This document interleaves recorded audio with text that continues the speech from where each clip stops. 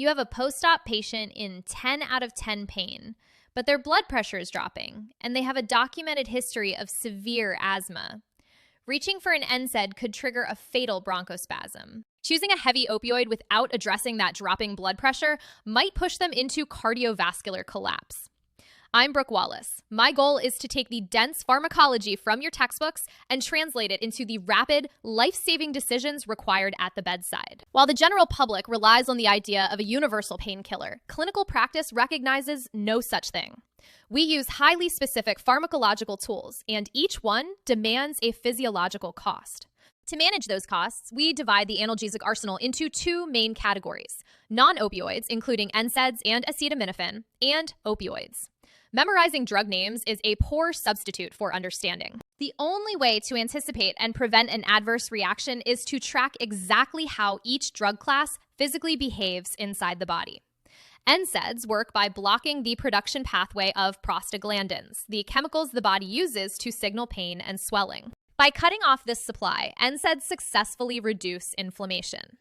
Prostaglandins also provide essential systemic maintenance. They protect the stomach lining, keep airways open, and regulate blood flow. Blocking them strips away these natural protections, leaving the kidneys, lungs, GI tract, and cardiovascular system vulnerable to damage. Without prostaglandins, the gastric mucosa breaks down, creating a high risk for ulcers and GI bleeding. Simultaneously, renal blood flow drops, a state of nephrotoxicity you'll see reflected in urine output and creatinine levels spiking over 1.3. The risks extend to the respiratory and cardiovascular systems. In patients with asthma, this blockage can trigger severe bronchospasms. In the blood vessels, NSAIDs can increase the risk for thrombosis, heart attacks, and stroke. At the bedside, you mitigate these risks by administering NSAIDs with food to buffer the stomach. You also monitor continuously for dark, tarry stools, the earliest physical indicator of a gastrointestinal bleed. NSAIDs are potent anti-inflammatories, but their use requires treating the GI and renal systems as active threat zones throughout the duration of the therapy. For patients at high risk for bleeding, we pivot to acetaminophen. It works within the central nervous system, offering no anti-inflammatory effect, but remaining safe for the stomach and blood clotting mechanisms. Acetaminophen's primary danger is hepatic. To remember the risks, use the A mnemonic. It provides an absence of bleed risk, but you must avoid it in patients who abuse alcohol.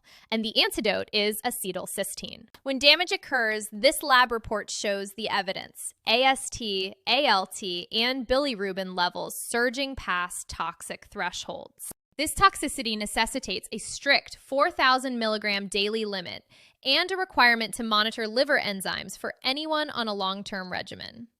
Choosing acetaminophen is a deliberate clinical trade-off. You eliminate the threat of a gastrointestinal bleed while assuming strict responsibility for the patient's liver function.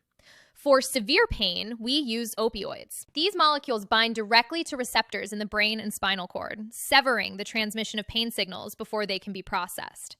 This receptor activation suppresses the entire central nervous system, a clinical reality we call the rule of low and slow. It forces a downward turn in respiratory rate, blood pressure, and overall brain activity. Respiratory depression is the most immediate threat. If a patient's respiratory rate drops below 12 breaths per minute, you must hold the medication and notify the provider. Managing cardiovascular and neurological depression requires active intervention.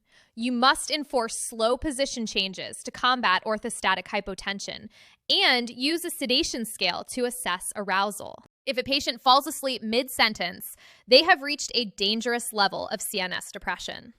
We often use PCA pumps to allow patients to manage their own relief. These devices feature locked dose limits to prevent accidental overdose, but the safety hinges on one rule: only the patient may press the button, never a nurse or a family member. In the event of an overdose, we use Naloxone or Narcan. It acts as an antagonist, stripping the opioids from the receptors and rapidly restoring the patient's ability to breathe. However, Naloxone has a short half-life. It often wears off while the original opioids are still in the patient's system. You must reassess every 60 minutes and prepare to administer a second dose to prevent a return to respiratory failure. Managing opioids is a continuous balancing act. You are providing profound pain relief while keeping the patient from slipping into life-threatening respiratory failure. Before any drug is administered, you must conduct a thorough PQRST assessment. Documenting the provocation, quality, region, severity, and timing of the pain is the only way to ensure you are selecting the correct tool for the job. When giving IV opioids, delivery speed is critical. You must push the medication slowly over 2 to 3 minutes to prevent a rapid physiological collapse.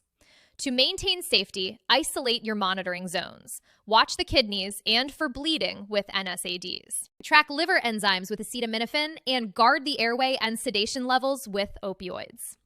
Thank you for watching. If this blueprint helps you connect the pharmacology to the practice, subscribe and leave a comment with the topics you want to see next. Understanding the physical mechanisms behind these medications transforms clinical data into actionable, life-saving decisions at the bedside.